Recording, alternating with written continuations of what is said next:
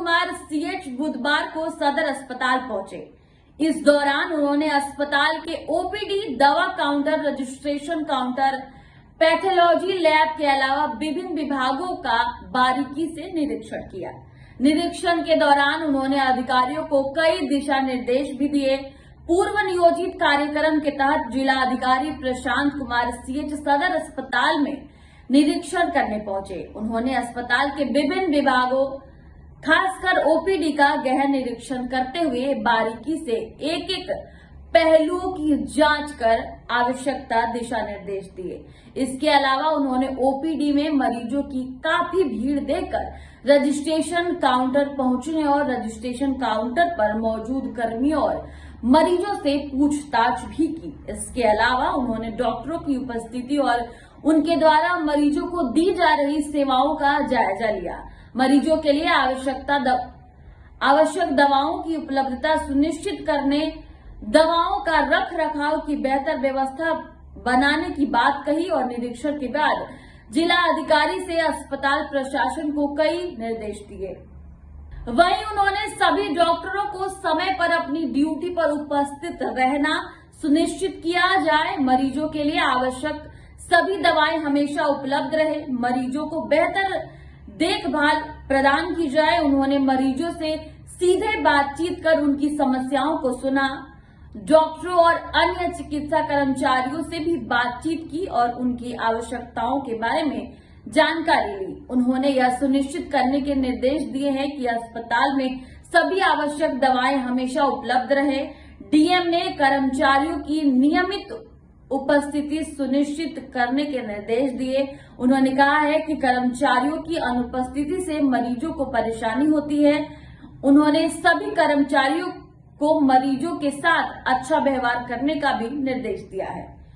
वहीं उन्होंने कहा है कि मरीजों के सम्मान के साथ पेश किया जाना चाहिए। उसके अलावा कर्मियों के रजिस्टर्ड पंजी के एक एक कर्मियों का मिलान किया ताकि कोई कर्मी अनुपस्थित तो नहीं है, हालांकि सभी कर्मी मौके पर मौजूद रहे। वहीं निरीक्षण के बाद पत्रकारों से बातचीत करते हुए उन्होंने कहा है कि मुख्य तौर पर हमारे ओपीडी सुविधाएं हैं, इसके बारे में समीक्षा की गई है और कई सारे ऐसे लाभुक हैं, उनसे जानकारी प्राप्त किया गया। वहीं निरीक्षण के बाद उन्होंने पत्रकारों से बातचीत की और उन्होंने कहा है कि मुख्य तौर पर हमारे ओपीडी सुविधाएं हैं, उनके बारे में समीक्षा की गई है और कई सारे ऐसे लाभुक हैं, उनसे जानकारी प्राप्त किया गया है।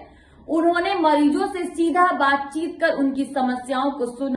डॉक्टरों और अन्य चिकित्सा कर्मियों से भी बातचीत की और उनकी आवश्यकताओं के बारे में जाना। उन्होंने यह सुनिश्चित करने के निर्देश दिए हैं कि अस्पताल में सभी आवश्यक दवाएं हमेशा उपलब्ध रहें। जिले में कालाजार मरीजों की खोज के लिए अभियान चलाया जाएगा। अभियान के तहत आशा घर घर जाकर कालाजार मरीजों की खोज करेंगे।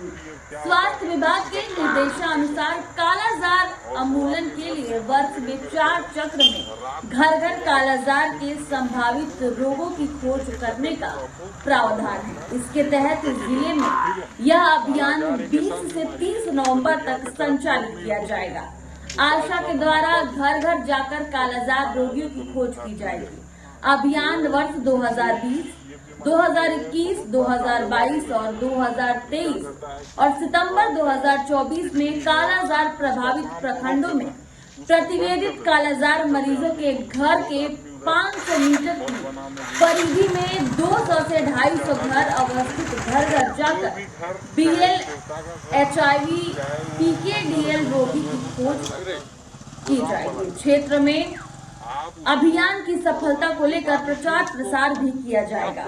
जिला वेक्टर जनित रोग नियंत्रण पदाधिकारी डॉक्टर सुषमा शरण ने बताया कि हर प्राथमिक स्वास्थ्य केंद्र पर कालाजार जांच की सुविधा उपलब्ध है। कालाजार का किट आके 39 से कम 10 से 15 मिनट के अंदर टेस्ट हो जाता है।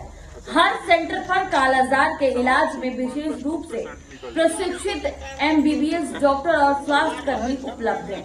वहीं आपको बता दें कि सिविल सर्जन डॉक्टर वीरेंद्र प्रसाद ने बताया है कि कालाजार से पीड़ित रोगी को मुख्यमंत्री कालाजार राहत योजना के तहत श्रम क्षतिपूर्ति के रूप में पैसे भी दिए जाते हैं।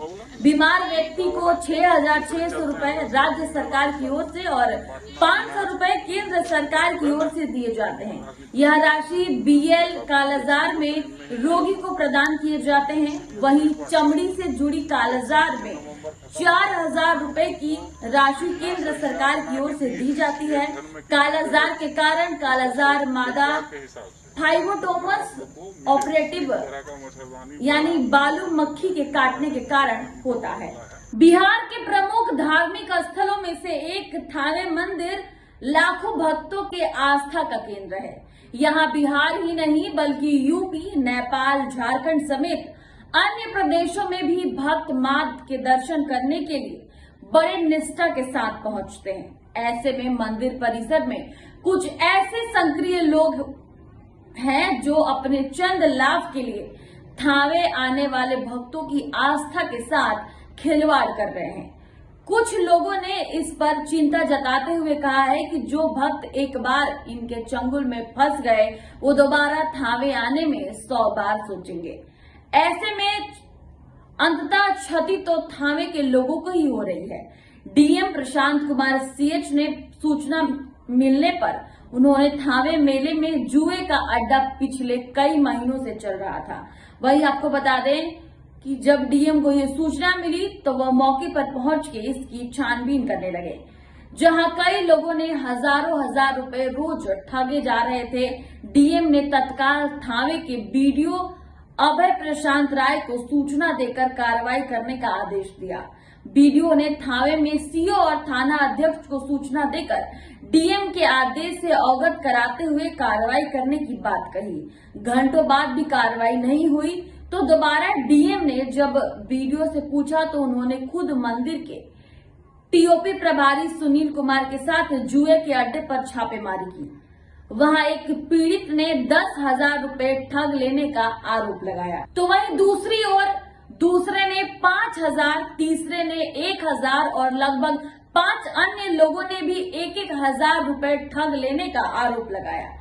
जुए के अड्डे का संचालन सरेआम अधिकारियों के परमिशन होने की बात कहकर अड़ गया। उसके बाद जब गिरफ्तार कर लेने का आदेश BDO ने दिया तो सभी का पैसा लौटा कर भाग निकला। उसके बाद BDO ने दुकान को बंद करा दिया। भक्तों को वाहन के पार्क करने में बहुत परेशानियां हो रही है। वहीं आपको बता दें कि भक्तों को वाहनों को पार्क करने में बहुत सारी दिक्कतों का सामना करना पड़ा है, साथ ही जलील भी होना पड़ रहा है। वहीं इस संबंध में थावे मंदिर समिति के सचिव और SDO डॉक्टर प्रदीप कुमार ने इस संबंध में पूछे जाने पर उन्होंने बताया है कि थावे को बदनाम करने वाले चाहे कितनी भी कोशिश कर ले, उनको पहचान कर कार्रवाई की जाएगी।